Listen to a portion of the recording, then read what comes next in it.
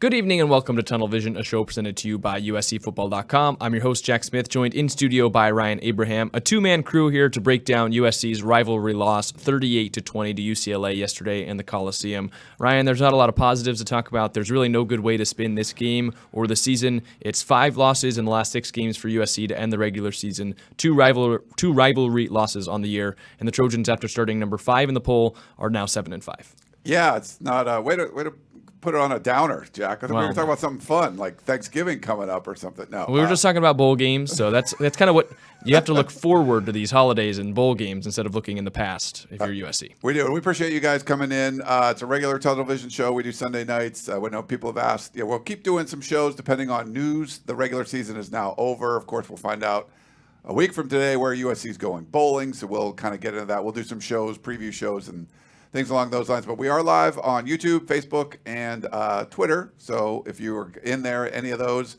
and you want to put a comment or a question, you can put question in the chat box, and Jack will pull it up there later on the show. We'll get that. We're taking live calls, 5124-TUNNEL, to get this thing rolling. So if you guys want to call and complain about stuff, we can do that. We're here. We could be your therapist for a night. But, as Jack said, not a lot of positive things to take from this game. I mean, to lose 5 of your last 6, you're preseason number 5 in the country. You got the reigning Heisman Trophy winner. You start off 6-0. Maybe don't look good. Not maybe. You didn't look good. But you were 6-0, projected to go to the college football playoff, and then literally to lose 5 of your next 6 games. Pretty crazy. And having that one game you won being a batted down 2-point conversion. Craziness. And even the Arizona game before that, triple overtime, and Arizona looks really good right now. I mean, if USC played Arizona like a week later, I'm not sure what the score would have been. But yeah, it's a disappointing season. To put it mildly, I mean, there was such a high level of disappointment because the expectations were so high. I think looking back for the 2 years with Lincoln Riley, that the Trojans probably overachieved, maybe significantly in year 1. I mean, you did get that Heisman. You have that in your back pocket. It's like Wheel of Fortune. Like, you won some prizes in the first round. They can't take that away, even if you stink the rest of the way. USC stunk the rest of the way, but they got that Heisman. That's good. That's one of the important things. And they certainly underachieved, I think, in year 2. They're really, really bad defensively. I think USC Psycho tweeted out that they gave up 419 points, which is the most they've ever done. I believe that's for the regular season. That's a lot of points. We didn't think the defense could be worse. We thought, how much better could it be? It's arguably worse. You had to fire your defensive coordinator 10 games in. But special teams were bad too. And Lincoln Riley was asked about that in the press conference yesterday, and he said their punt team is one of the best in the country, or number 1 in the country. But SP Plus has them dead last, or at least they did. I have to check. They didn't get better because they missed a short field goal. They had a penalty on a kickoff return that put USC at the 6-yard line, and UCLA gets a fumble recovery for a touchdown a couple plays later, and they kick the ball out of bounds. There's been stuff like that every game where the special teams have just been poor. I think that needs to be addressed outside of and offensively, I think things started to unravel. You can't just keep carrying the other 2 units, which I think Caleb Williams, the offense, had to do. But this was the best pass rush that USC faced, and they got there. USC had red zone troubles. There was a lot of problems, not just with the defense. And so looking back at the whole season, you can say, with confidence that underachieved for sure. A lot of mistakes were made. Lincoln Riley took blame. It's on him. I would have liked to see a little bit more of that. I think you guys talked about this in instant analysis, Jack. Like, earlier in the season, I feel like the optimism, it was like you're trying to hold on to that optimism as long as possible. That 6-0 and you're kind of looking like crap, you're still like, hey, man, we're 6-0.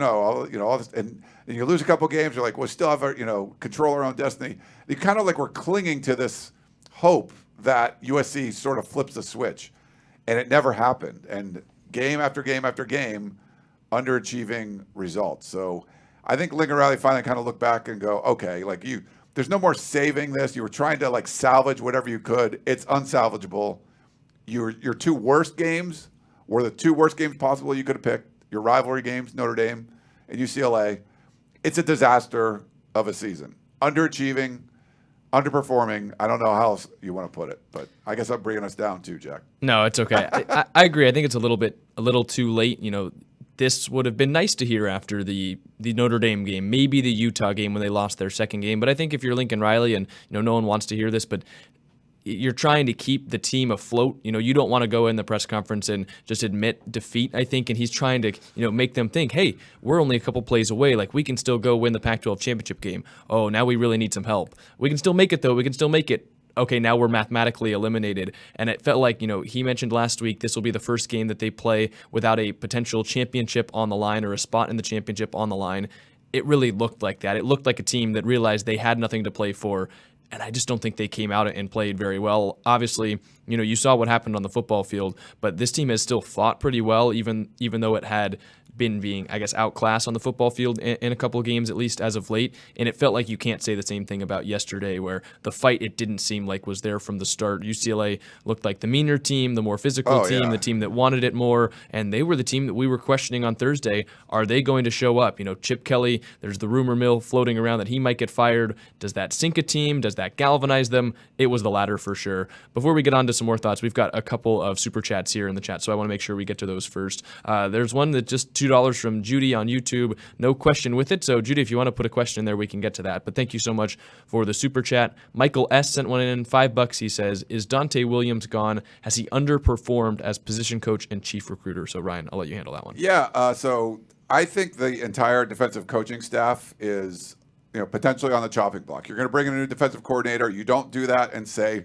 well, we really like to keep this guy. We really like to keep this guy. And I think you would like to keep Dante, just because of the recruiting prowess. But I think if you want to do this right, it would be the same thing if you hired Lincoln Riley and said, well, we want you to keep these assistants. Like, no, you let Lincoln Riley run the thing because he's got a proven track record.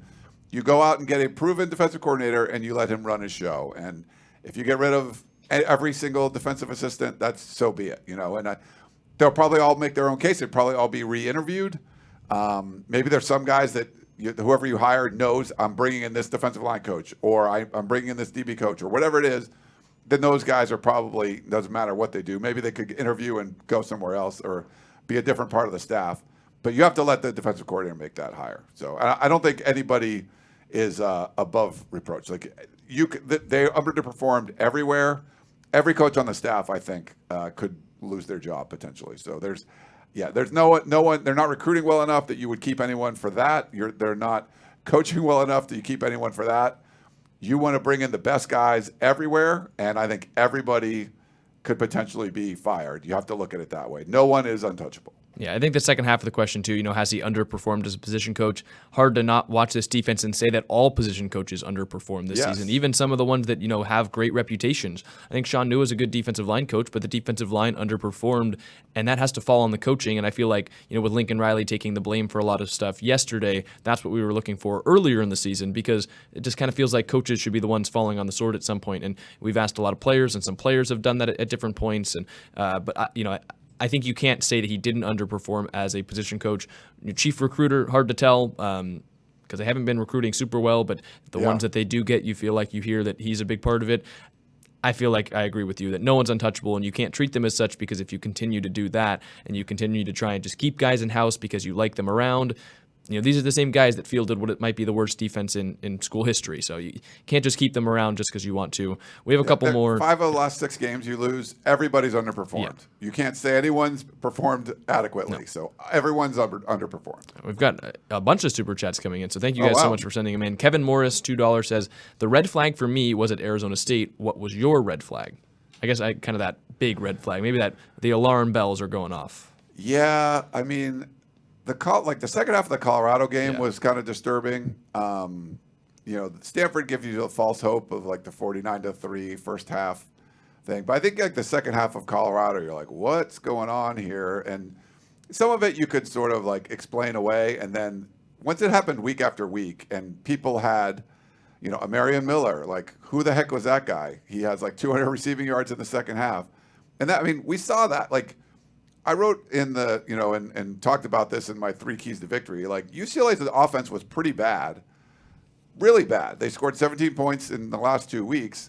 Don't let anybody have like a career day. Well, Ethan Garbers has his career high in touchdowns. TJ has a what's it handle? I forget. Harden. TJ Harden, career high in carries, career high in rushing yards. Like you can't let that happen every week you play somebody. They didn't get the Pac-12 Offensive Player of the Week against them because Bo Nix was playing somewhere else. But 3 weeks in a row, you let that happen. So, yeah, that kind of stuff is just, it's such a big problem with this team. And I think we started to see that against Colorado, where there's guys that are like, who's that guy? And why is he having like a career day? You never heard of him again. And but they're having a career day against USC.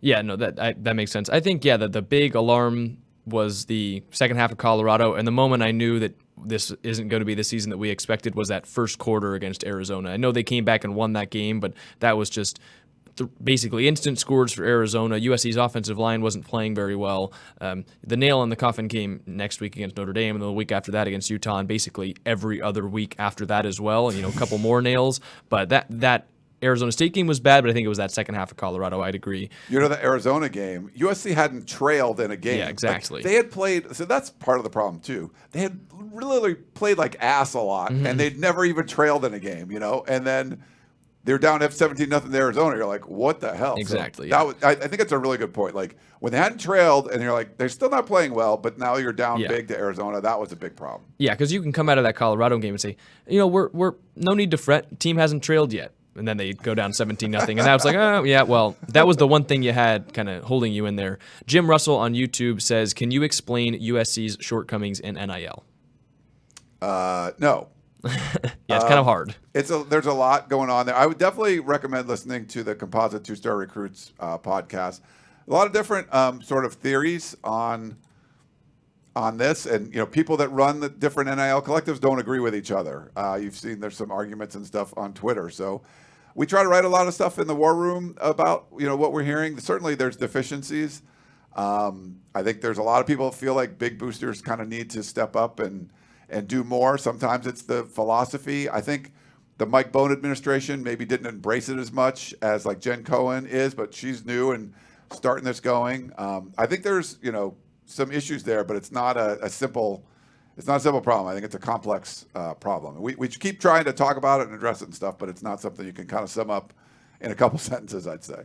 And I think you have to specify too, like this is shortcomings in NIL when it comes to recruitment. I think USC does a good job when it comes to NIL with the current athletes that they do have in-house. You've got a bunch of spots popping up for USC players to get their NIL. House of Victory is one that we've collaborated with through the season. They're raising a lot of money this week. You see every player on a lot of sports teams with NIL deals that are at USC. So I think the difference is the difference in high school recruiting for football. But look across United Airlines billboards and Powerade with Mario Williams. Like there's NIL for current players. So that's I think where you have to specify where the problem is. One last super chat, and then we can continue to move on. I was at the House of Victory tailgate, and they raised a bunch of money. They gave away, so we got another Caleb Williams bobblehead. I don't know if you can see it on the camera, but hold it up. Okay. So they gave away Caleb Williams bobbleheads to the first 100 people that were at the, but they gave us one for the studio. So thanks to House of Victory for that. I think they're doing a nice job. And some of the NIL problems that I thought from the very beginning is if you're a place like USC and you're a star, you're going to get deals. Like Caleb Williams is on national TV commercials and stuff. But you might be better off to be like the center of like the Nebraska football team where there's no other professional sports and every position is important to them, where LA's star driven, and Caleb Williams would be the biggest star in the state of Nebraska, like 3 years after he left college. And Caleb Williams is probably not top 20 in Southern California, because you're like, oh, is it LeBron James or Shohei Ohtani? Like, I mean, there's all these superstar sports personalities in Southern California that Caleb Williams is big, but he's not anywhere near some of those guys. So that's some of the challenging aspects, I think, of running NIL in a major city. If you're in Miami, it's the same kind of thing, I mean, a guy like D Wade is like bigger than any college player and going to be in Miami. He's been retired for years. So that's the kind of stuff that that you're kind of dealing with in the different markets. Yeah. Shohei Ohtani might not be in Southern California anymore. He should come to San Francisco and play for the Giants. I want to thank you guys. If you're a lot of people, they're already mad, Jack. Now you're going to make them more. All the Dodger fans. They can take it out on me. Well, thank you guys if you're joining us from the USC basketball game. USC just beat Brown 81-70, a close, high-scoring game. But so if you were watching that one and have come over here to Tunnel Vision, welcome to the show. We're recapping USC versus UCLA. You can leave your thoughts in the comments section, or if you want to call in later on the show, the number is 5124-TUNNEL. We've got one more super chat, $5 from Troy Miller. He says, "Is Lincoln Riley overrated, and is USC football dead?" Ryan, your thoughts on those? Okay, USC football's not dead. We're still doing our show. So, no, it's not dead. I think there's certainly setback. And I think your resume, everyone looks at, like, even Oklahoma fans want to look back. Like, he did a lot of great things at Oklahoma. He did great things at USC in year one. He had a really terrible year two, though his worst coaching year he's had. So, no, I mean, I think you hire someone like that because of the resume. It doesn't always translate or work out in a different environment. It's definitely different when you take over. Sometimes it's hard to take over from a legend, and sometimes it's easier. That program was certainly more established, and you kind of keep it rolling. We saw, Jim Harbaugh took, the ashes of Stanford and turned it into a powerhouse, and David Shaw kept it going, and did it for a while until it fell off. There's different skill sets, and as a coach, there's new things you're dealing with. I mean, who knows what would have happened in the NIL era if he stayed at Oklahoma, or if Bob Stoops was kept going. College football's changed a lot in the last couple of years, and even Nick Saban and Kirby Smart, like, everybody has to adapt. And it's great if you already have, like, this super established culture that maybe there's a few bumps in the road where if it's not an established culture, it becomes like these potholes toward dropping off a cliff. So I think there's a lot going on. There's a lot of moving parts. But you hire a guy like Lincoln Riley for a reason, because he's got that great resume. And then, he did a lot of great things in year one. You don't ignore that, but you don't ignore the bad things that happen in year two. And it's going to be a lot on him to say, all right, this is the way I was doing things. That didn't work, And I feel like there was I don't want to say avoidance of that, but you were sort of like, at least externally, backing the horses that you came in on, when you could have in the middle been like, okay, this isn't good enough. We need to change this or do something different. I felt like they made changes on offense when they had problems.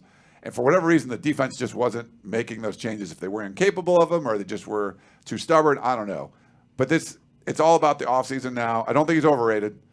You're rated where you are. So I think it's just where you are. Like, he's got he's got a resume that doesn't go away. Like, so I feel like this is now, he's going to be graded on what he does going forward in the offseason and building things back up. If, for the next 2 years, they're middling and just, you have, you're going to the Big Ten and all that. But you can tell. There's an eye test. They're like, how good are they going to look? Do they look good? Like, okay, you lost a close game to Michigan and Penn State, but, man, they looked really good. Cool, that's fine. If they look like crap, like they were 6-0, and you weren't saying they were good enough because they looked like crap. I think it's just more about, like, how's this team feel? And I think it's hard to do what USC did, just look down almost every week. They just didn't play up to the potential. You got to have a potential, and USC's potential was high because of all the talent. They just underachieved, like, week after week after week. There'll be some up here where you just go bananas, and Stanford beats Colorado, and they just play out of their butt, and then a bunch of weeks where they just don't even look like they have a pulse. You want to see something, some kind of range. You'd like that range to be a little bit tighter. I mean, not. You don't want this wide range. Like when I go to the driving range, so I think I'm gonna pull it out real quick. Sorry, little microphone problems. Like if I go to the driving range and I pull out my driver and I smoke one down the middle and then duck hook one left and then slice one right. Like I'd rather that dispersion be a little tighter, and I'd rather more of them look like draws. And I think for USC, you'd like it, more to be near your potential and some like overachieving. Not everything on the lower end is, super snap slices or duck hooks. Yeah, I think he's properly rated because if you're saying what you were saying about Lincoln Riley, coming into the season, you're still saying that now despite the 5 losses, then maybe you can say he's overrated. But think about all the flack that he's been getting publicly as well as privately. Like, at that point, then you're properly rated. You can't just say, well, we expected this and now we think he's bad, so that means he's overrated. Because if you think he's bad now, or you think that he's not as good as he was coming into the season, then that's properly rated. So, maybe if there are people telling you that Lincoln Riley is the same coach that went to the playoff a couple times, maybe his resume has lost a little bit of shine with this 5-loss season. So if people are telling you, no, he's the exact same coach at that point, sure, maybe you're overrating him a bit, but you have that resume from the past, and maybe it's taken a hit with this current season. I think that just means you're properly rated at that point. Yeah, and I think if you're Lincoln Riley, you realize the fans aren't happy. The honeymoon's over. Yeah. And it's more about hard work, making the right calls, not just I'm Lincoln Riley, so what I say is the right call. You're like, all right, well, people were being critical of what I was saying, and we were like backing our choices. Choices were wrong. Now you got to okay, we got to fix this and go forward. So yeah, I think we'll see. I would trust you make this hire for a reason. You have to let a guy like that fix some of the problems. He's 40 years old. There's problems. There were problems when he got here. He fixed a lot of them. There's new ones created. There's old ones popped up. You have to give him the opportunity to fix them. And, he might, and he might not. He might fix them some and more pop up. We'll see. It's never going to be perfect, but you want to give him an opportunity to go through and really self-scout, find out what was going wrong, what needs to change from anything. There's a lot of stuff that's going to need to change. And if you just kind of stick status quo and you want, David Shaw, like we talked about him, they went 3-9 and he didn't fire a single staff member. That's someone that's not willing to change. We've seen Lincoln Riley already fire defensive coordinator Alex Grinch, a year and a half in. Needed to happen, probably should have happened earlier, but that's at least you're changing. And I think that should give USC fans hope. If they hire someone good, maybe give you a little more hope and then see where they got to kind of go from here. Yeah, and this is really the first big stretch of adversity, and by far the biggest stretch of adversity that he will face in his head coaching career, at least so far from what he's had. Never had a team with more than 3 losses. Now this team's got 5 regular season losses, and he said it after the game yesterday that he's going to approach the offseason. He's got a fire in his gut. He's going to do everything he can to get it right, and he owned up to his mistakes. Now that all sounds great, but he's got to go and actually do it. But you have to give a coach a chance to go through a stretch of adversity like that and come out of it. You would hope better if you're a USC fan, and that's kind of what you're going to be looking for heading into what is now going to be a bye week and then a bowl game, but really into the offseason where he's going to have to make that hire and he's going to have to make some wholesale changes. We can kind of get into the game. One of the big changes that they're going to have to make is the way that they prioritize both sides of the line. The offensive line got manhandled by UCLA's pass rush and specifically the run defense yesterday, and they just couldn't stop the run. USC couldn't on defense. So the lines are really going to have to change, especially going to the Big Ten where they're even more important than they are here in the Pac-12. Yeah, Jared Kingston ends up being out for this game. It was not a great performance. I thought they did an okay job kind of protecting Caleb Williams early, but, red zone faltered. Latu, had 2 sacks in a row that knocks him out of, the inside the 10, and then you have to end up kicking a field goal. You would have gone for it if you were anywhere close, and you're 17 yards back, so you have to kick a field goal. Situations like that where you gave up 2 sacks in a row, you can't do that. It takes the opportunity of scoring a touchdown and really the opportunity of coming back and winning the game off the board. So he was sacked 4 times. I don't know if you had a favorite rushing yard, Jack, because there was 3 of them you could choose from. Got to say the touchdown, I guess. Yeah, that was I think they rushed for more yards on that touchdown than they had total in the game. So pretty bad. Obviously sack totals and stuff come into it, but 3, that's not good enough. You weren't opening holes.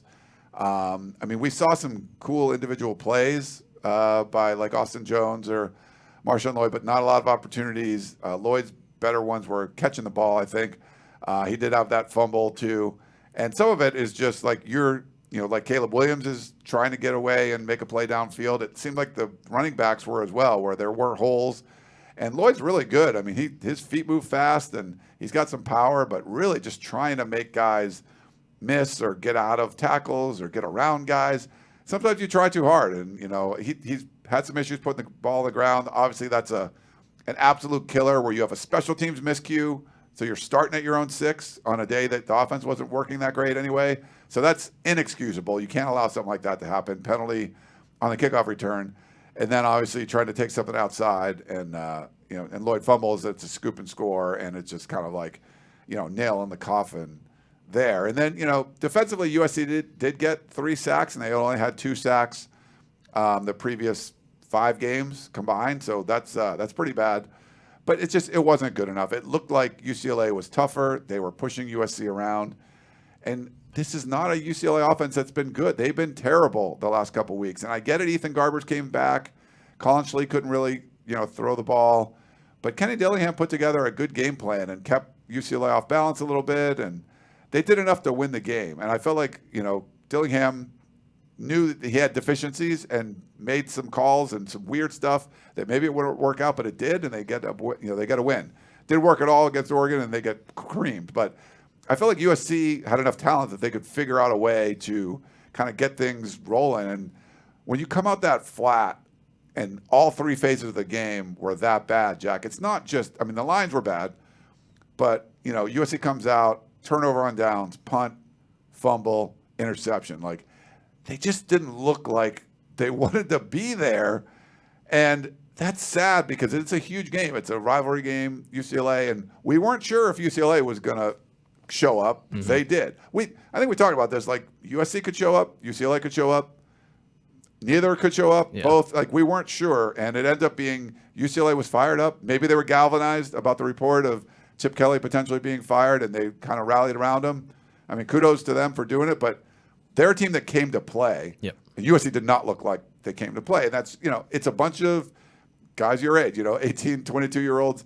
It's hard, to keep motivated week after week, especially when you lose a bunch of games. But this was one you would hope the guys would got up for. The coaches needed to get the guys up. Whatever you need to do, you had to have people show up and play, and they just didn't show up and play. Yeah, you say hope, but really you have to. Like, it's unacceptable not to show up for any game. If you want to be one of those top tier programs like USC has pledged it wants to do, that signified by the hire of Riley, like, there is no excuse to not show up to a game. You can say hope, you could say, well, it would be nice to show up, but if USC wants to be a program that should be considered among those top teams, they don't want to, be called overrated, anything like that, then you can't ever have a game where you don't show up, especially when you're losing games, and you need to put a stop to that, especially a rivalry game. But I agree with everything that you said. It just felt like UCLA wanted to win more. You could kind of put it as plainly as that. There are a lot of plays that I think showcase that, and I think that they just made more plays, and a lot of the times that's due to how much you want it and how much you're showing up with that fire in your gut that Lincoln Riley was talking about for the offseason.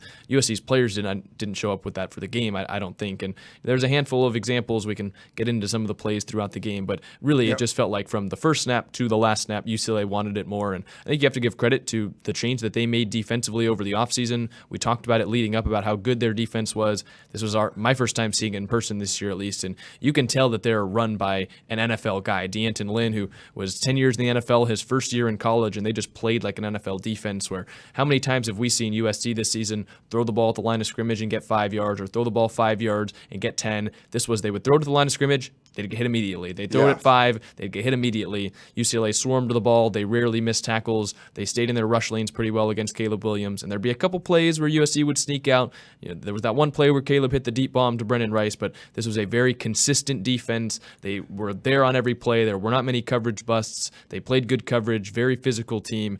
That's what USC's defense should look like, and UCLA, credit to them for getting that turnaround over the offseason. It was really apparent in the Coliseum how much this unit was different than last year's unit in the Rose Bowl. Yeah, and it's funny. I think we're on the same page, Jack, because that's what I was going to bring up, that if you just watching the game, and go back and watch if you want, I know it's painful or whatever, but you would see if, Ethan Garbers threw a pass 7 yards down the field, a little intermediate route or whatever, a USC defender would get there eventually and, maybe get extra 5 yards. You would try to make some plays. They made some plays at the line of scrimmage. But in general, it wasn't like the receiver or running back got the ball and they were swarmed by a bunch of Trojan defenders. That would happen at times, but most of the time that wasn't the case. When USC was getting the ball, and they tried some of the short stuff, the line of scrimmage, the little dump-offs, and there was 3-4 UCLA defenders there waiting and stopping the play. And just the opening drive of the game, not being able to get a yard on 4th and 1, I think it was. UCLA was swarming to the ball, and you looked at there was effort there. They were really going after things, and they weren't giving a lot of yards after catch. USC's got a bunch of great athletes. Caleb Williams is going to throw. That's one. I think you tweeted out it was one of his best throws of the year or his career. I mean, that was he just hucked it up there to Brendan Rice. Great play. Like those are okay. I don't care what you're playing on defense. Like that's going to be really hard to stop. And that's what it took to score. Yes, it took. That was the only touchdown pass he had. Was like this miracle throw. But you saw how the system that UCLA was running, more often than not, it was someone makes a play and there are people there, not people to stop them. And when you watch the USC defense, it's sort of like, oh wow, that pitch got outside. There is a person there that could potentially stop them. One person misses a tackle, and yes, and then it's a touchdown. Instead of there's 3 people there, and that's a whole different story. And to me, that's more about the system that UCLA was running versus the system that USC or whatever they were running, because it just doesn't seem like it was working. And you can take players in and out. Like you could argue who's got better defensive talent. Latu's probably the best defender on the field, but outside of that, USC might have better talent than UCLA on defense, but UCLA's defense played way better, and that's because of coaching. And it withstood an injury. Jay Toya, who's a former Trojan, he went down. I don't think he came back into the game. Run defense didn't take a hit. You see USC lose some of its best players. Look what losing Bear Alexander did to USC in the first half against Cal. Like the run defense went to be non-existent, and then you put him in there. It's like you can't just say one guy makes or breaks the defense. And maybe the UCLA loses a lot too, and things look different. But they've got 3 edge rushers in the top 10 in pressures. It looked to me like with the 2 defenses we saw yesterday, like USC was given less players to play with. Like UCLA had more guys on the field, and that's just because I think the way that they were flying around, the way that scheme works, and I know we said, it's not all on the lines, but I do think a lot of this stuff starts at the line of scrimmage. If your 3 down linemen or 4 down linemen can stop the run, it frees up your linebackers to go other ways. Your DBs don't have to come up and try and stop the run. USC sometimes, when they can't stop the run with just the defensive line, you have to bring your linebackers closer to the line of scrimmage. You're bringing Kalen Bullock or you're bringing Max Williams or Bryson Shaw closer to the line of scrimmage. The passing game then makes it easier for the quarterback on the other side. So if your defensive line can start and it can play well and it can do its job on its own without help from other areas, then it's not like you're picking from other spots. I'm sure you've got a good analogy for it, but it all starts on the line. You can say the same thing on offense, where when the offensive line plays well and they block, the running back's job is easier, the quarterback's job is easier, and then you avoid some of those plays where Caleb Williams sometimes this season is scrambling around. Maybe he drops the ball. Marshawn Lloyd going one way, going the other, trying to do too much. He fumbles. When your lines play well, it makes it easy for you to branch off of that. USC last season, I thought, had that, at least on the offensive side. This year on both sides, I think the lines didn't do enough to establish themselves, because that should be the starting point where then you figure out everything else, because everything else should be a lot easier when the lines are playing well, instead of, oh, our offensive line isn't playing very well today. Caleb, go be perfect. Receivers need to get open on every play. The running backs need to make everyone miss.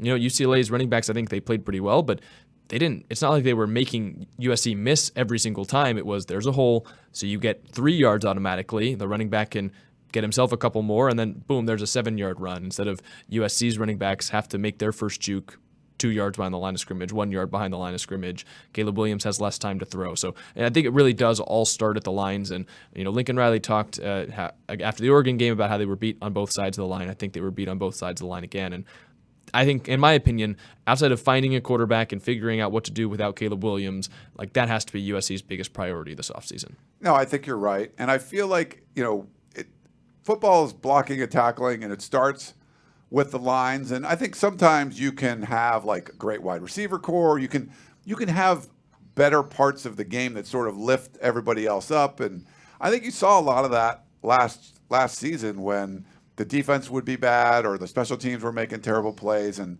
somehow the offense was always, or most always, able to keep it together and get a big play, and it kind of can galvanize everybody. And I think that's hard to do, though, when it's sort of like you have one, if we're running a relay race and there's one person that's strong runner and everyone else is sort of faltering, it's hard to keep that going. And if you're keep going over and over again, it's like, man, every time I get the baton, if you're doing multiple times, and this probably doesn't really happen in track, but and you're like, oh, we're all behind again. I like get us back. You're running really hard, and then you hand the baton off, and you're going to falling behind again.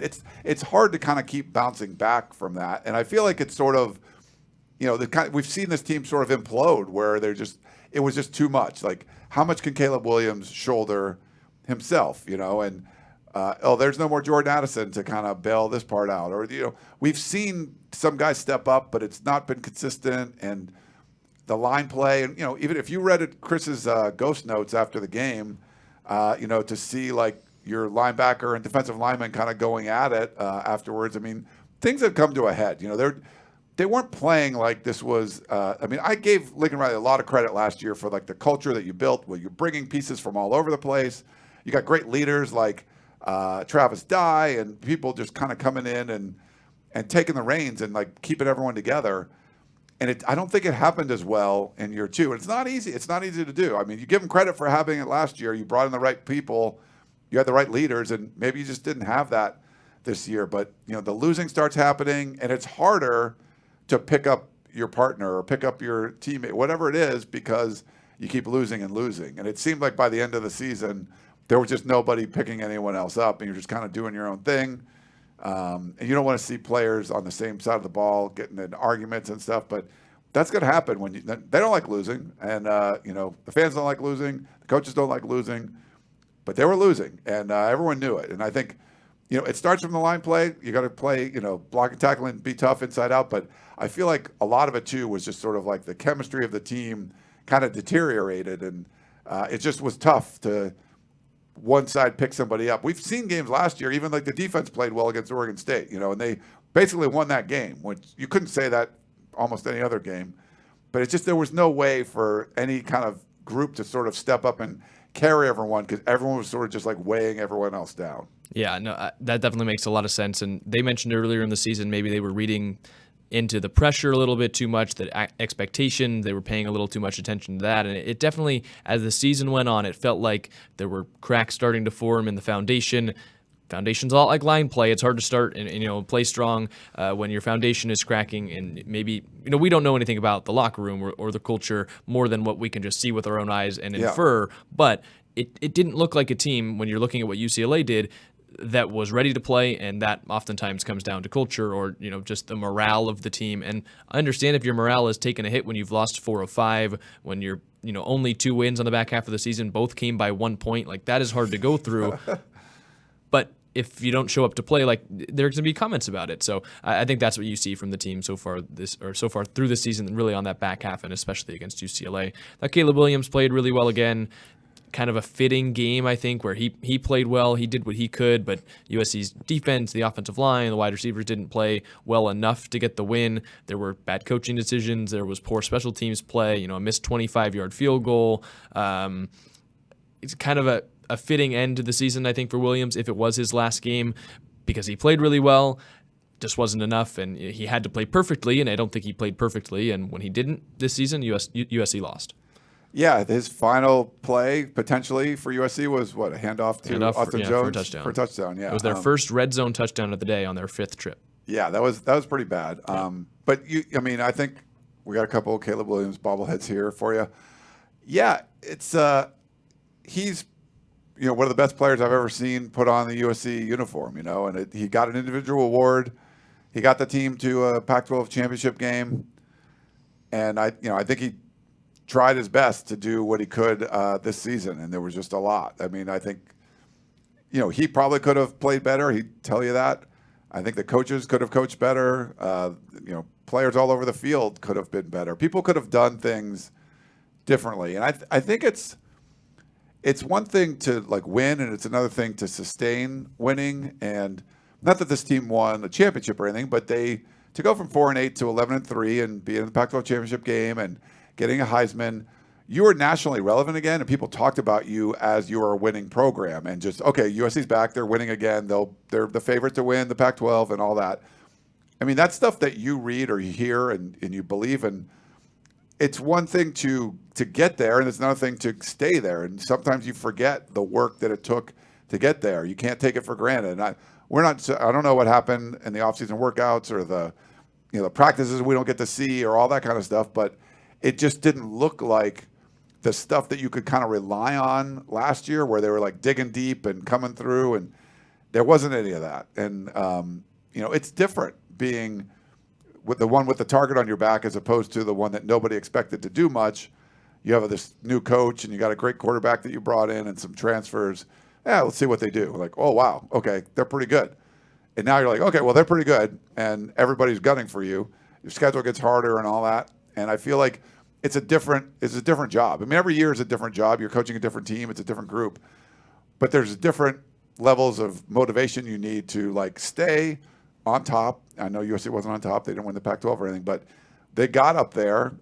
You got to stay there and not retreat too much. And they retreated quite a bit. And that's different. And so USC failed at doing that. They just didn't do a very good job. And Lincoln Riley has to take ownership of it and fix what he can and get back. To go from 7-5, if they go win their bowl game 8-5, or if they're like 7-6, like it's a different story now to rebuild without your quarterback and rebuild this team to something that what's going to be a real goal, a realistic goal. Like probably not beating Ohio State and Michigan and Penn State out for a Big Ten championship is realistic next year after only winning 7 games in the regular season this year. But who knows? We'll see what they can do. With the offseason can like flip the script and change a lot of stuff. But I think maybe the expectations be a little more reasonable, and then maybe you can kind of overachieve like they did in year one. We'll see. But it's different, I think, with lower expectations versus higher. USC seemed to melt when the expectations got higher. And I think there's a difference between being a winning team and being a winning program. Just because you have a winning season doesn't mean you're back to being a winning program. So I think USC last year was a winning team, and maybe we confused that for, okay, well, Lincoln Riley had a winning program at Oklahoma. He had a winning season at USC, so now automatically USC is a winning program. And they're going to finish with a record above 500, but I don't. When I say winning program, it's like a team that consistently is going to win basically every game that they go out. Maybe they'll lose a couple, but the games that are close, like the winning programs eke those out. And I mean, just look at what Washington has done over the same stretch that USC's lost 5 of 6. They keep winning one-score games, but they're winning them because that's what winning programs do. I think maybe we confused after one season of Lincoln Riley USC as a winning program when they were a winning team, and we still needed to see. And I think that's what you need to continue to build. I don't think you can build a winning program in 1 year. You can build a winning team. That's what they did. They won 7 games this year at least. But I still think they need the time to build a winning program, and there's going to be steps to build a winning program. You can take transfers in to build a winning team, but consistently building through the transfer portal I don't think is a way to build a winning program, because it's hard to be consistent and know that you're getting the same guys. I don't think USC got the same level of transfers this year as it did last year. And so you need to continue to try and build that program. So I think we should maybe specify, too, that there is a difference, in my opinion, between winning team and winning program. No, I think it's a great point. They had a winning team last year. You assumed they were going to be a winning program, and they were not. So this was not a winning team. But I think he's still building. I think if you have faith in that, he's still building trying to build a winning program. And that's where you want to be. But it was a difference between a team and a program. And I think it's a great point, Jack. Yeah, we've got a couple super chats, and then we can go to some callers and then finish it out with the questions that are in the chat. But we'll go to this first super chat that came in. $2 from Kevin Morris on YouTube. He says, rumors are that DJ Durkin is the next DC. Thoughts? I haven't seen the rumor, but thoughts on that potential hire? I haven't seen the rumor either, so I don't know. Did Bruce Feldman or Stuart Mandel tweet it? It's a message board thing or something. I don't know. Yeah, I don't know. I mean, I think it would be a good hire. He's currently at Texas A&M, so maybe he doesn't want to be there. It's hard to tell. I'm not a big enough X's and O's person to tell you, hey, this is going to work. Texas A&M hasn't played very well, so if you're looking for someone that's really going to build a culture, I don't know if that's where you want to go, but, I'm not the one that's going to make those decisions. We can reflect on it when it happens and get a chance to study whoever they do hire, but I don't know enough about every single candidate to say, well, this guy's better than this guy and this guy's better than this guy. So, yeah. I haven't studied him, but, I mean, if you're getting a sitting Power 5, high-level program, DC, probably pretty good. But I would need to look at it more. I haven't heard that rumor or anything yet. So yeah, and then $5 from Gixxer Squid on YouTube. He says, reflecting on Lincoln Riley's arrival, how much different has his style been for you all with media relative to prior leadership? I mean, it's Jack's not been around as long, but it's been a constant decline as far as access, no matter who the coach is. And we thought it would get sort of drop off a cliff when Riley arrived, and it didn't. I think they made some negotiations, and Riley's allowed more, but we've seen him sort of like rein things in a little bit more. The windows we can watch practice shortened significantly later in the season when they started losing. The way players were made available, it was more a whole bunch of guys at once, which doesn't really help as much as having individual scrums with players after the games where you could get 3, 4, 5 minutes with a player as opposed to like 5 minutes with 3 players and they only each get a couple of questions. So, yeah, I think some of that stuff has changed. The windows we get for practice is when we could take photos and shoot video, and they got to the point they were so short and there was nothing going on that was you couldn't really do anything for that. So things like that I think have changed a little bit, but I don't know how much. I mean, the individual coach has certain things to do with it, but it's just been the way college football, at least around USC, has been trending. USC was one of the more open programs there was, and then it just each year you had like coaches lose. Whenever coaches lose, then they sort of like fix things that they can control, which a lot of times is just like access to the media or players talking and things like that. So, we'll see. I'm curious to see if a whole losing. I mean, they're a winning season. But it's 7-5. It was a losing season if you're preseason number 5. If things change, like no more spring practice open, or I don't know. I mean, I'm curious to see if something does change, because a lot of times when coaches lose, they're looking for other things. Where most of the time you have to look inside. Like, this was on me. It wasn't the questions that media asked or the fact that this player was made available after a game, or they could watch 10 minutes of practice. That's not why you lost. But sometimes that's what coaches can control easily, so they'll like make changes there. So I'm curious to see what Lincoln Riley does. Yeah, I second all of that stuff. And like Ryan mentioned, I wasn't around for the previous regime, but I feel like you can definitely say that since Riley's first day on the job to today, it has been kind of a decline as well for what he has allowed and what he has shown, and just the way that has been handled. But also, losing season is going to probably be different than when you're winning 11 games. It probably shouldn't be, but that is kind of what has happened. Oh, the super chats keep rolling in. So yeah, thanks for the chat. I can't believe we've had like over 400 people watching. We thought this was going to be like a dead show because it's like no one wants to hear about. Yeah, thank you for tuning in. If you're on YouTube or I'm sure on Twitter and Facebook too. I just have the YouTube one pulled up, but thanks for watching and paying attention, and thanks for the super chats too. You don't have to do that. That's really nice. All right, we'll go to this one from Angelo Henry. He says, what do you think of the narrative from some college football fans that Lincoln Riley can never have a good to great defense because of how he play calls on offense? I don't buy that. I mean, we've seen powerful offenses have pretty good defenses, and I think the style of play dictates a lot of, like, you can say teams that have bad offenses tend to have better defenses just because there's like fewer possessions and you're taking longer and you're not scoring as many points. And if you're scoring a bunch of points, we've seen when Georgia's got a great defense. When they score a whole bunch of points, like they usually give up points too. Sometimes you kill somebody, but they beat Ohio State. That wasn't a defensive game. That was everyone just scoring. That's just sort of the nature of college football. And I feel if Lincoln Riley gets a great defensive coordinator and they can run their practices, the defensive parts the way they want to, I don't know. We don't get to watch. If all of the practices are focused on like the offense and not really tackling and doing, then yeah, you're doing your defense a disservice. We can't tell you that's happening because we don't get to watch, but I don't think that's happening. I think we probably hear about that. It's like, man, we can't, it's all offense. The defense doesn't get to do anything. That would be a problem. But no, I think it's just more about like, why is Iowa's defense that good? Like, if you took Iowa's defense and put it with USC's offense and they were scoring 40 points, like they would give up more points. Like they just would give up more points because their offense is scoring more. So it's sort of like a sliding scale, but you can't have it be where you're scoring a lot of points and just giving up a ton too.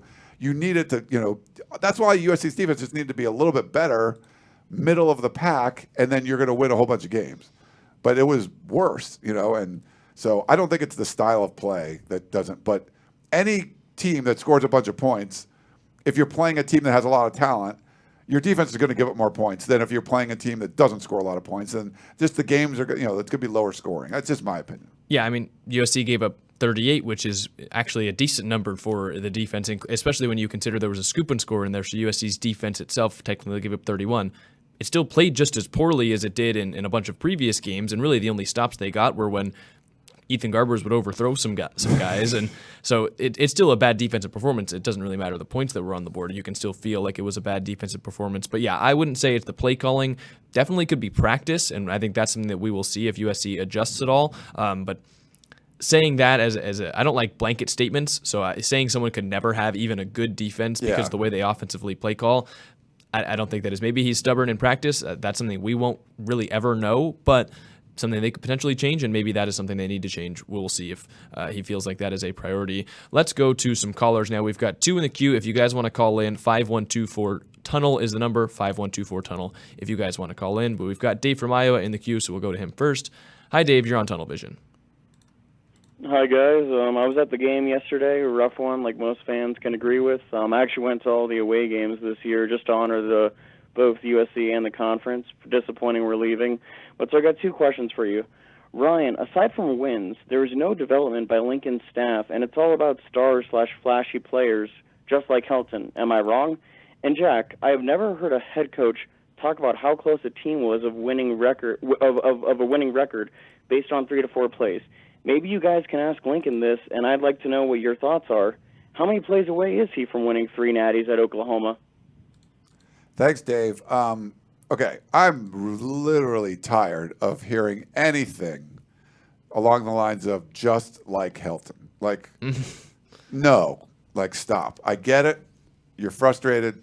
This is not in any way, shape, or form just like Helton. Oh, they scored the same record. Okay, look, just watch the games and watch what happened with Helton after year 2 and what was going on after he didn't have Sark's recruits anymore. And it was his program that he was running.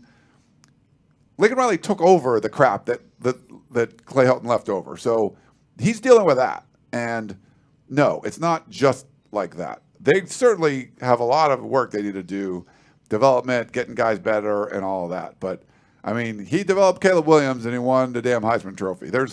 Nothing is just like Helton. So, sorry. And there, even at Oklahoma, there's a lot of Oklahoma depth players that ended up to go play in the NFL. There were running backs and wide receivers and offensive linemen, defensive linemen, edge guys at Oklahoma, and that's because there was time for that program to be built. I don't think you can say anything based off 2 years. Like, he only tries to develop stars, doesn't care about the smaller positions or any depth pieces like that. Like, maybe the stars are the big thing because that's what Lincoln Riley had been able to change since he's gotten here. Because a lot of the depth players are holdovers from the Helton era. So, who knows? I don't think you can critique that yet, but I would agree on that sentiment. Nothing's just like Helton until they go 4-8. So 7-5 is bad, but 4-8 was a heck of a lot worse. I think that year, was it 62 points they gave up to UCLA? So even the defense was worse that year, which feels like is hard to say, at least in that one game. When it comes down to the 3 to 4 to 5 to 10 plays away from winning a national championship or being in the Pac-12, we have critiqued that for a couple weeks because you can say you're a play away from winning a game. You could say they're 2 plays away from being under 500. If Arizona gets that 2-point conversion at the end, or Cal gets the 2-point conversion, now you're 6-6. Maybe you're 5-7. Yeah. So I don't know enough about his time at Oklahoma to know if they were a couple plays away. I will say if we got to talk to Lincoln Riley about it and give our own opinions, and he wouldn't get mad at us, I would say stop saying that. It just doesn't make sense, and it doesn't sound good continually saying it. Find something else. I thought he stepped up in a better way yesterday by saying this is all on me. I need to be better in all areas. But again, too little, too late, because you can't say the entire season, well, we're just a couple plays away when you've lost 5 games, in my opinion. Yeah, I can't pull it up right now, but they were in the playoff game against Georgia, which was like a shootout. I mean, there was probably a player or 2 away from winning that game, right? So that's from winning a playoff game and playing for the national championship. Now, you don't know what's going to happen. Yeah. They're like 80 plays away from that. But, I'm sure it was – I have to go back and look. But the year they lost to LSU, they got blown out. Like they gave up nearly 40 points in the first half or something like that. You weren't a couple playaways there. But that was not. But the Georgia one, they could have. Absolutely. Yeah.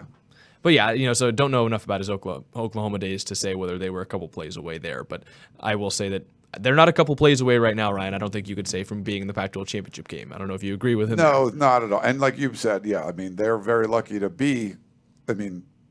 they could have played better. I mean, some of the better teams, they actually played pretty good. They just weren't good enough. Yep. But, you could have easily lost to Cal or to Arizona, especially knowing how good they are. Colorado gets that onside kick at the end. They're probably winning the football game. Yeah, like Colorado wasn't getting stopped, when USC. And that's why when the other question was about when were you feeling, when was like the red flags or whatever. But the feeling you had when Cam Rising had the ball and they were there was no way they were going to be stopped. The feeling you had when like Tulane had the ball, like they weren't going to be stopped. And when Colorado had the ball in the second half, you were like, they're not going to be stopped. No. You're like, whoa, this is the feeling you got last year, and this is Colorado, Yeah, so, and then it happened again in the Utah game, and it happened in the Washington game, and then it happened in the Oregon game. So I would agree that was kind of a precursor, maybe a foreshadowing. You got one last season. You got one early in the Colorado game as well.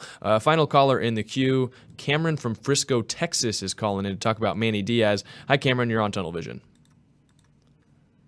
Hi, Jack and Ryan. My question is on specifically Manny Diaz. So Manny Diaz started off as a defensive coordinator under Mac Brown, but then he gets fired on a Sunday after his poor performance of giving up 550 rushing yards to a Taysom Hill and Jamal Williams BYU football team.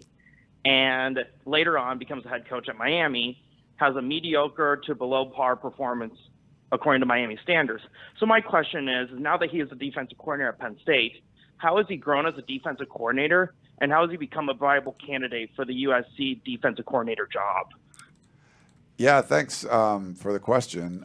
It's right. Like, I think a lot of things are situational too, where we've seen. Like, do you remember Justin Wilcox? Like, they just got a big win. He just got a big win. Yeah. For Cal, they can be both. I think they have 5 wins, so they're going to be I potential think so. goal Well, they eligible. got to beat UCLA this week. Yeah. If they've got 5. But their offense looks a lot better. He was a good defensive coordinator, like most places he went, and he came to USC and was really bad, and it just wasn't good, And I forget where he went after that, Wisconsin or something, and he did a good job. He was a linebackers coach at Wisconsin, I believe. And then I think took over as a DC again, and then before he became the head coach at Cal. And I don't know what it was, the situation, but it just wasn't good at USC. And I think we've seen that. You could see that with a lot of coaches, Bill Belichick, maybe the greatest NFL coach of all time, like he was fired. I think situations can be different, just like, Bryce Young is 1-9 with Carolina, and C.J. Stroud's 6-4 or whatever with Houston. It's just sometimes you get in a better situation, and sometimes you don't play as. I mean, there's a lot of factors that kind of go into it. I don't know if USC could get a Manny Diaz now, but Penn State's offense is kind of not that good, especially against better teams. Kind of bad, right, Jack? They fired their offensive coordinator the same week USC fired its defensive coordinator. So if you're looking at it in that terms, they thought their defense was, or they thought their offense was, as much in need of a change as USC's defense was. So yeah, but if he was like Ohio State's defensive coordinator, is he doing a worse job because Ohio State scores more points and their defense is now going to give up more?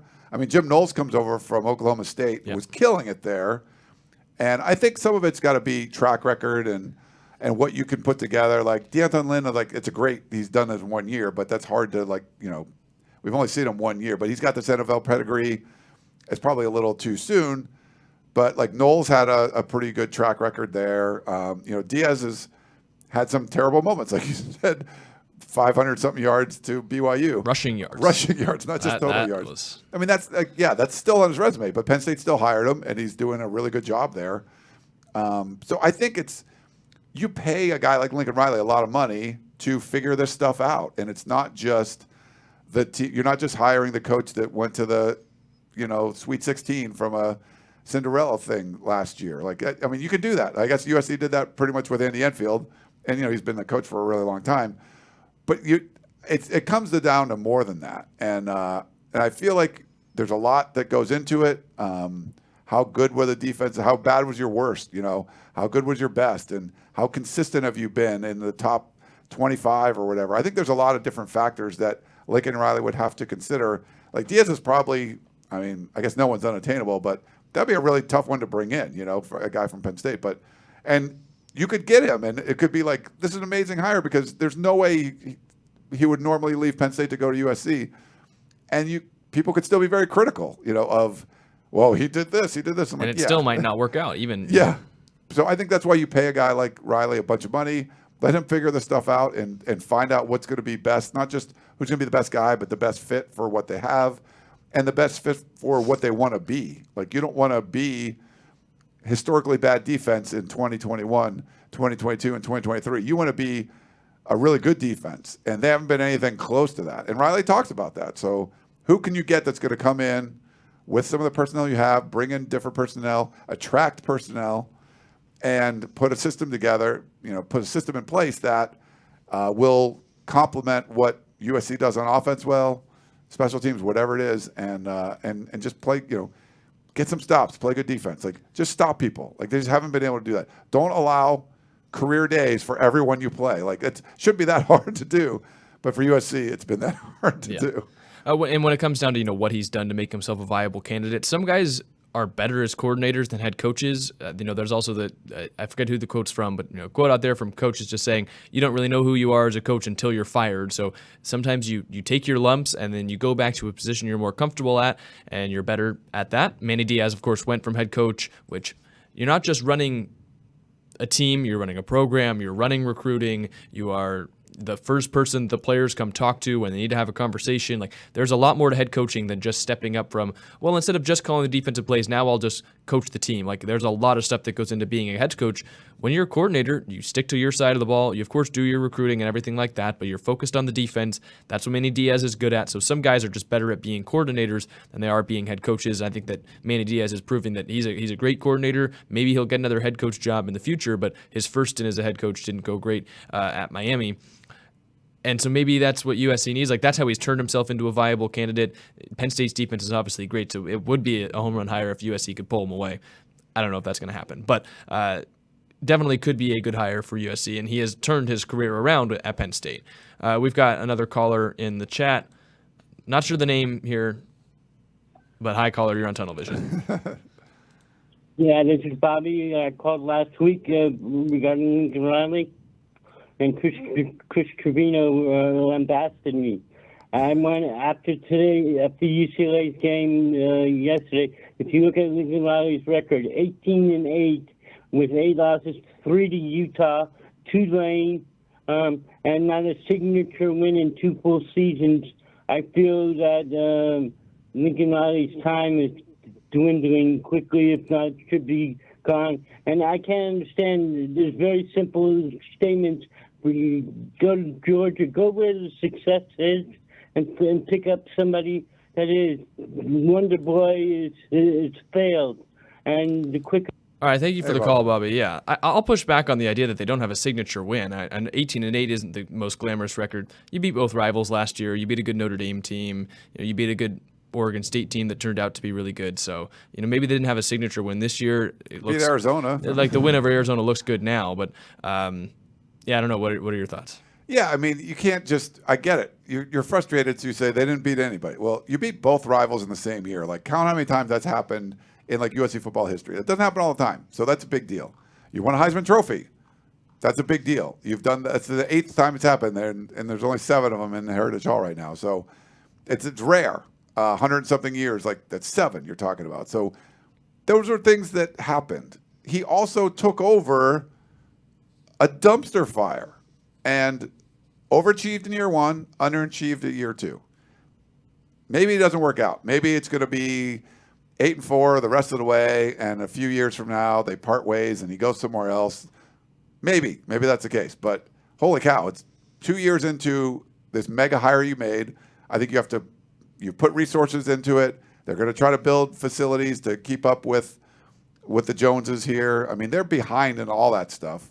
They were behind even when they built the John McKay Center. That was Pat Hayden. They literally built a building that had enough rooms to staff whatever Lane Kiffin's current coaching staff was, with zero forethought into, well, maybe we're going to have more than one analyst in the future, which now you have dozens of them. So, yeah, there's a lot of deficiencies around the program, and a lot of it's self-inflicted. You can blame Lincoln Riley for some stuff this year too, but he's also fixing a lot of stuff. There's a lot of history that people made just horrible decisions for not just years, but for decades. That, those bills, it's like those parking tickets. Eventually you get a boot on your car, and it takes a while to get the damn boot off. And he's working on it, And you could say, well, they're not driving 89 miles an hour on the freeway right now. No, but he got the boot off, and they're like working their way up there. So maybe it doesn't work out. If you feel like he's just not the guy, that's your prerogative. But there's no declaration like, see, there's no possible way he could be the guy. Like that's asinine to me. Like he has signature wins. He's won a Heisman. They've huge turnaround in year one. I think you have to give him the benefit of the doubt that he can fix the crap burger that you got in year two was really bad. I'm not going to sugarcoat it. It was really bad in year two, but you give him the benefit of the doubt that he can turn it around and fix things and get them back on the winning track. Yeah, I had trouble hearing, but it sounded like he was saying, you just go out and find a guy that like has won and is a winner. When they made the hire, you couldn't have hired a winninger coach unless you're poaching Kirby Smart from Georgia than Lincoln Riley from Oklahoma. I mean, he's still won over 75% of his games. So I'd push back on that a little bit. But yeah, I'd just say give him a little bit of time. He's built a winning team.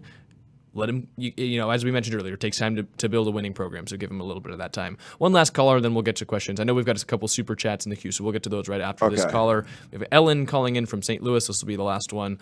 Hi, Ellen. You're on Tunnel Vision. Hey, guys. Thanks for taking my call. So this is more of a kind of a statement than a question, but I had a conversation with someone who's a high school football coach at an event a couple of days ago, and he's coached with a couple of guys who are in the NFL and who are coordinators in the Big 12. And I was obviously complaining about the USC defense, and this guy coaches defense mostly. And I made the comment about the players looking at their wristbands, and this high school coach who coached in college football made an interesting comment to me. He said it's a major red flag that so many guys are looking at their wristband towards the end of the season. He said usually that's for guys who are kind of slower to pick up the plays, et cetera. And he basically said, he's like, well, what that tells me is that you're not spending enough minutes in practice doing reps, because that late in the season you should know your base formations, this and that. So anyway, just want to point that out there because the next guy who comes in, I can see them asking for more minutes in practice, and obviously Lincoln Riley is an offensive guy. But anyway, I thought that was an interesting point. I just want to get your thoughts on that. All right, thanks for taking my call. Oh. Yeah, well, thank you, Alan, for the call. I think that makes sense, and that's one of the things I think they're going to look for in a next defensive coordinator. Not only a good scheme, but a scheme that you can teach to the players and be easily understandable. Because I think maybe Alex Grinch had a scheme that he was trying to put together this year, and he thought it was going to work, and he was really ambitious. Your scheme could be great, but if you can't teach it to the guys and if they can't understand it, then it's not a good scheme. And so that, especially at the collegiate level, that's something you need to strive for. Yeah, no, and that's a great call. I appreciate it. I mean, it's great you can have outside coaches sort of try to diagnose what's going on. We don't know exactly. I mean, it could be the point where they had plenty of minutes in practice, but it was just the scheme changed every week, and the calls are changing, and so we made new calls for this opponent, so you have to look and see. I feel like, when you're in college, and I think Norm Chow did this really well when he was at USC, like his offenses would look complicated, but they were simple to run. And I think you have to try to find that balance where you can't be super predictable, that you just look at it and go, I know that's what that's going to be. But you also can't be so complicated that the players aren't able to run it. And if it's because you don't get enough practice reps, you only get so many hours a week anyway, or it's just, it's changing every week, or it's just there's no way to learn all of it. You're going to need to keep looking down at your wristband. I think, it's a problem. I think looking at the symptom of they shouldn't be looking at their wristbands, I don't know if we can come up with what the disease is, but the symptom isn't right. Like you know that you're sick if that's the case. There's something that shouldn't be happening. I feel like that's a shortcoming with Alex Grinch, that when you were seeing this happening, you can't keep going that way, and it feels like, okay, well, this is the way I do things, and coaches can be kind of stubborn, and I've liked every interaction I've had with Alex Grinch, but it certainly wasn't good enough. He would admit it wasn't good enough, and sometimes you just get very like, well, this is the way we do things, and I'm going to do it this way, instead of like, you know what, we just can't. All right, we're going to dial this back, whatever it is, and that's what players talked about as soon as he was fired, that things were going to get simpler, but it didn't really seem to help much, and I didn't really notice much more like wristband stuff. But I mean, you're too far gone. Like it's just too hard far to change in the middle of the season. But that was something that we saw Lincoln Riley make a change at the Arizona State game. They were trying to get the perfect play in all the time, and they were getting false starts, and they couldn't even get the snap going. and you were getting out of, you were helping the defense by getting yourself out of rhythm and just instead of like, all right, we don't need the perfect play, just call a play and we'll run it and it'll be okay. And they made a change pretty quickly, and they just never, I mean, you had the whole season and you couldn't like fix, and you had the whole offseason and you still couldn't fix it. So yeah, I love it. Yeah, the symptom was a problem. We don't know exactly what the disease was that caused that symptom, but you needed to get rid of it. You just couldn't have players confused before the snap, and that was just like a constant thing that was happening. Yeah, and Lincoln Riley's offense is a good example of that. There's a lot of, like a lot of ways that they can run a play, but in reality, there's only a handful of plays. Like the route combinations are all very similar. They just run it out of different formations, with different motions, with different guys, and that's how his offense works. It feels like, USC's defense at times, like different guys, it's different formations, it's different plays, and then they eventually played every single snap in nickel against Washington, and it just at some point in the season, it just kind of all fell apart. But that is, I think, something you're going to look for in the next defensive coordinator. All right, we've got 3 super chats, then we can get to some rapid-fire questions to round out the show. $5 from DJ on YouTube. He says, offensive and defensive line play has been our problem for years, and it is why USC has not sniffed the Final Four. I think we can both be in agreement with that. No, I think that's fair. Yeah, you can bring in some transfers, and I love what they're doing on the offensive line recruiting-wise, high school-wise. They brought in a bunch of guys they can develop, and that's great. Like they brought in 5 guys last year and some more, coming in this year. Need to do that on the defensive lines too. Yeah. They just haven't been as successful recruiting there as they were with the offensive line. But that's like it takes a while to bake. This isn't a microwave situation. That's more of that's roasting your turkey next week. It's difference between a winning team and a winning program, because you can't just put a bunch of freshmen in there and have a winning team. But if you bring a bunch of freshmen in, eventually they're going to play, and that's how you build a winning program when you're kind of cycling them in and out. There's another one, just want to shout this one out, $2 from John Bettina on YouTube. No question or anything, but he just wanted to send the $2. So we appreciate that, John. Thanks for all the super chats. That's really cool. Yeah, 12 on the day, and the 12th and final one from Jared Eckenweiler on YouTube. He says, was there an argument on the sideline between USC defensive players yesterday? Heard something about that from Chris. Yeah, Chris put that in his ghost notes. And we mentioned it a little bit earlier in there. Yeah, so I didn't get the details. I was in the press box, and Jack was up there too. Hard to tell. Yeah, I don't know what was going on with that, but tensions rise a little bit. They're not playing well. UCLA, I talked about this. Like they had scored in Pac-12 play. They scored 42 against Stanford and never scored more than 28 in the rest of their games. And of course, they scored 38 against USC, and could have scored more if they didn't kneel on the ball at the end. So yeah, that's a problem. I think the defenders sort of kind of got into it. It was Bear Alexander and Mason Cobb, I believe Chris said, but I haven't talked to him about it and get the details on it. But yeah, it doesn't sound great. Yeah, I would say read if you haven't already, go read Chris's ghost notes. That's the best description you're going to get, because he was the one that witnessed it. But yeah, it's just kind of the cracks in the foundation. That's what you're trying to avoid, at least here at USC. John Cannon says, is USC nationally relevant at this point? And this is where we can kind of start going rapid fire through some of these questions. Still, because you have Caleb Williams, you have the best player in college football. So yeah, he's the Heisman Trophy winner. They're not relevant when it comes to the playoffs, but people will still talk about USC because you have Caleb Williams. Well, I think even during the 4 and 8 year, I still think USC was nationally relevant. If you're a team where you're still getting talked about when you're playing poorly, I think that's a nationally relevant team. There's probably a lot of them, but USC as a program, I think they're program relevant. I don't think that team was relevant. That's a good reverse. Yeah, exactly. But it's a good, like USC was still a nationally relevant program, but last year they were a real team that was nationally relevant. And this was somewhat too, but yeah. Renee Acosta on YouTube says, how possible, or I guess I would say, how likely is USC to hire a defensive coordinator during the bye week to get a jump start on recruiting and then during the portal opening and signing day? And you want to get it as soon as possible, the best candidate as soon as possible. So yeah, I think it's a possibility, depending on if you're a guy like Jim Leonard, you're an analyst right now, then, and if they could bring someone like that in, I think you want to make the right hire, but you're going to do it quickly because of the portal. So much happens in the month of December. You would like your staff to be together. And, USC didn't, if you remember when Riley got hired, they didn't bring in Josh Henson until after, I think it was like January or February. So it was after sort of like the signing period. So they were a little behind on the offensive line recruiting. So they had to really kill it in his first year, and I think they did that. But yeah, you would love to get someone in quickly as possible. Yeah, absolutely. And Lincoln Riley was hired right after his final game at Oklahoma. USC actually hired him basically this week, a couple of years ago, before its last game against Cal, which was played a little bit late. So they're clearly able to make big moves at this point in the season. The problem is if if the guy you want is Manny Diaz, he still has games to play. If the guy you want is DJ Durkin, like he still has games to coach. So you can't just take him away from there. You got to wait until these people finish their games. So I think you could see it in the bye week, or you could see it kind of coming right out of the bye week after some of these teams finish their regular seasons. Dave Rice on YouTube says, how does USC beat out the Big Ten plus Oregon, Washington, and recruiting top high school linemen? The portal is not the way to build a culture or team. Yeah, I mean, they haven't been able to do it in the Pac-12. So, like, I think some of that's with NIL, some of it's just with philosophy, some of it's with bringing in a better defensive coordinator. It just seems like Alex Grinch, people weren't excited, defenders weren't excited to come play.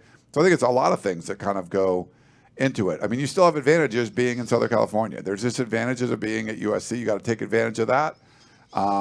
Probably more guys with Southern California ties. You can recruit Texas in the area as well too, and you have to recruit nationally, I think, for linemen because there's less of them in Southern California than they were in the past. So I think it's a factor of a lot of things. Howell on YouTube says, does this season show that you can't build an offensive line with just transfers in one season? I don't. Yes. It shows that you can't. I mean, I don't know if it proves anything, but I mean, they did it. Suggests. Yeah, like I think it's hard to do. You would much rather have a good mix where they had more veterans that were left over with transfers last year, and then this was like there was a couple veterans left over, and then the rest transfers, and then one transfer doesn't get in, and there's a lot of things that sort of happen. Some attrition. One of your veteran guy, or Gino Quinones gets hurt early, so that's one less guy that could be part of the mix. Yeah, I think there's definitely disadvantages of doing stuff that way, but you'd rather have some of those younger guys like being able to fill in. But USC's covered. I mean, Clay Helton left the cupboard pretty much bare, right? So you had to there wasn't the infrastructure. They had to get rid of all those. Any offensive lineman that wasn't playing basically couldn't play. So you basically had to get rid of all those, and now you're backfilling. And a year or two from now, I think USC would be able to play one of those guys that's been in the system for 2 years now, and he could step up as opposed to, here's a true freshman that you just got. We have to play him because you don't have anybody else. Yeah, we've got a lot more questions about, just the defensive coordinator or Lincoln Riley that I feel like, we've hit on a lot of those points. So I'm going to end it with this one question from Steve Leone on YouTube that I think is a good way to send this off. How does the program build moving forward? He said he feels like Caleb covered up some issues with the team during the last 2 seasons. So if you were to make a little list, maybe a 3 or 5 bullet point checklist for USC building moving forward, Ryan, what would you say? Yeah, and I think Caleb did. He's kind of the wart remover, right? Like he could just cover up a lot of just any kind of just any sort of issues that you'd have, any blemishes. Some holes. Yeah, there was blemishes. He's the the buffer you put on your face and clean it up before you go on camera. Like he could do that.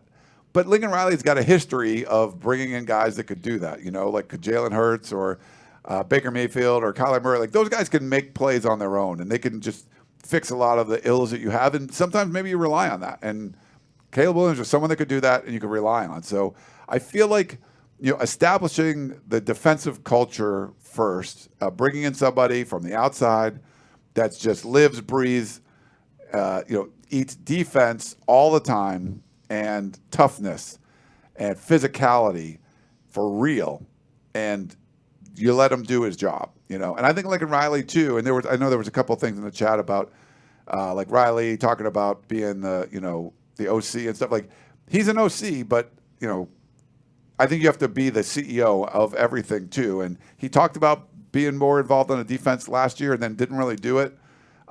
Managing the entire program, not just the offense. I think that's part of what's kind of going on too. And I do think fixing special teams, and that doesn't mean just hire a special teams coordinator, but however you're running it, it's not working. You need a different system to run it. Maybe it's hiring someone. Maybe it's just making one of the current assistants the special teams guy. Whatever it is, you got to do something different, I think, on special teams. And, really fixing on the recruiting side, they just haven't had the classes that you would expect. And some of it's NIL. There's a lot of factors, I think, that's coming into play there. But I think you really need to kind of address that as well. So I think there's a lot of things that they can do and things that are in control that you can kind of make better.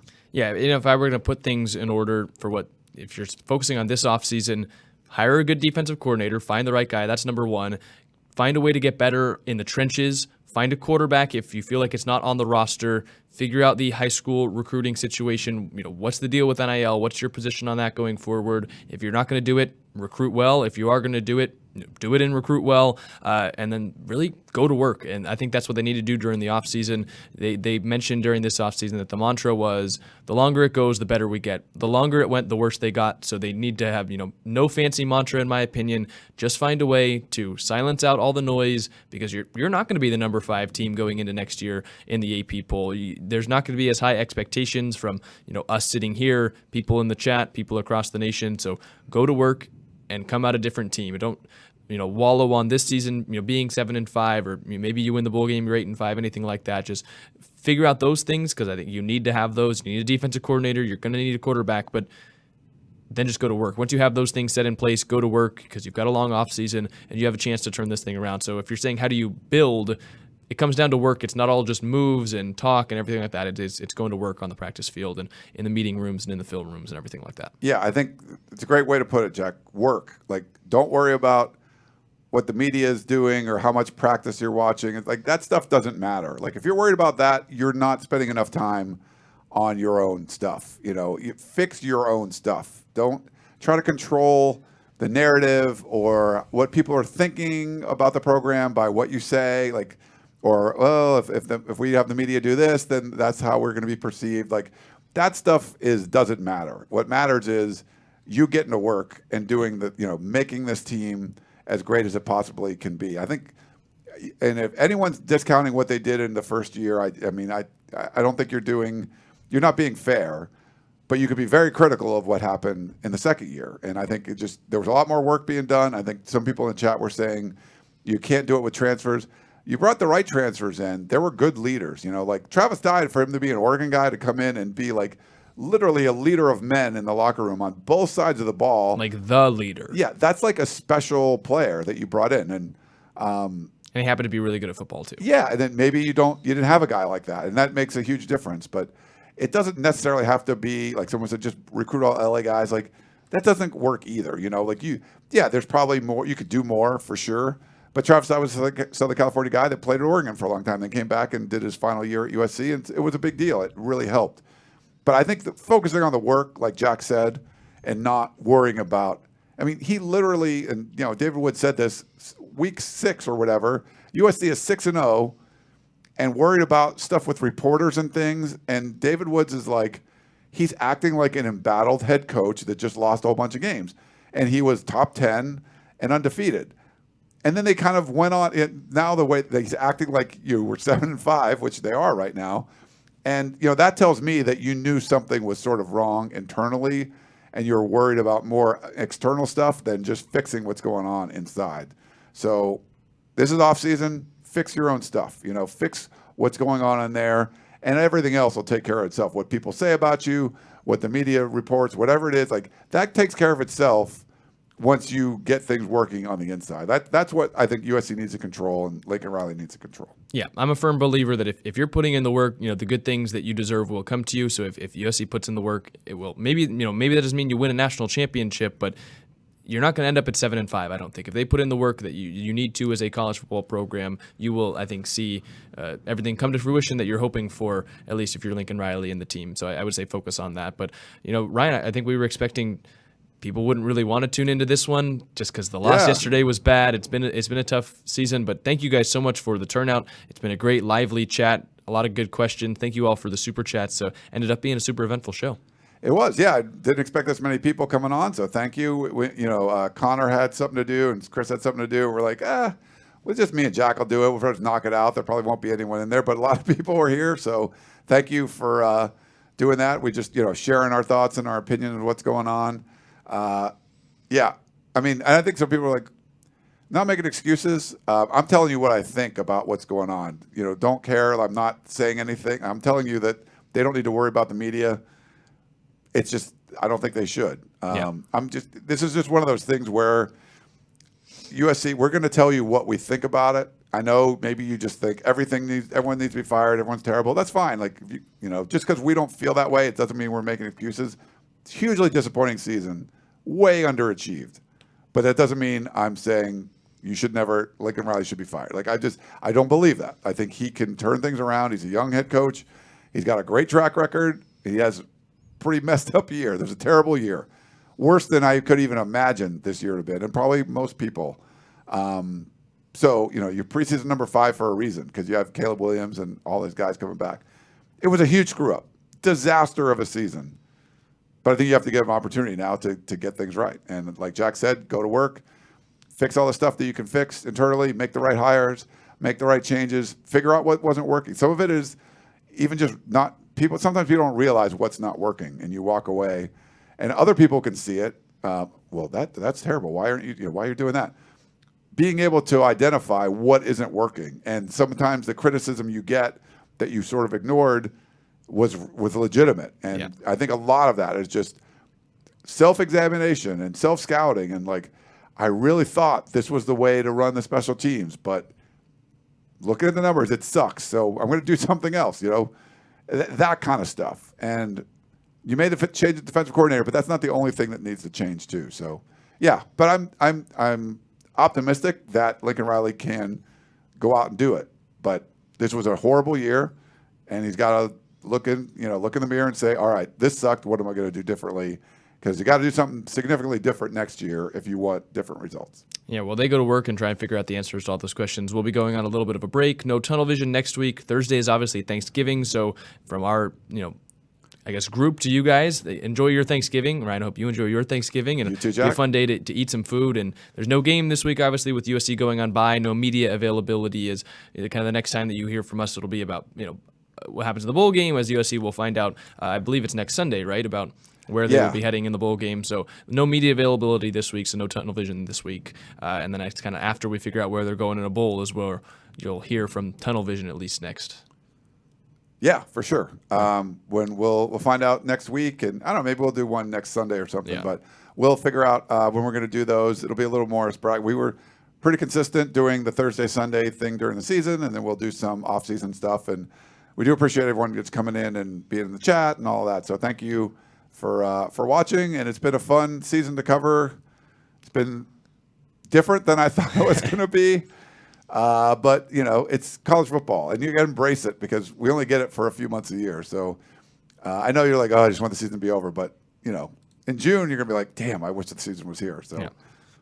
Yeah, well, thank you guys so much for tuning in, not only today, but all season as well. If you guys have been here the whole time, make sure you're leaving a like, hitting the subscribe button, whether you're on Facebook, YouTube, Twitter, wherever you're watching. Thank you guys for tuning in. As Ryan said, no show next Thursday. Go enjoy Thanksgiving and watch the rest of the big college football games next weekend. I'm excited to kick back, watch Michigan, Ohio State, all the other good games that are on. Little Big Ten preview for next year, Ryan. But yes, thank you guys so much for tuning into the show. I'm Jack Smith, joined in studio by Ryan Abraham. We will see you guys next time.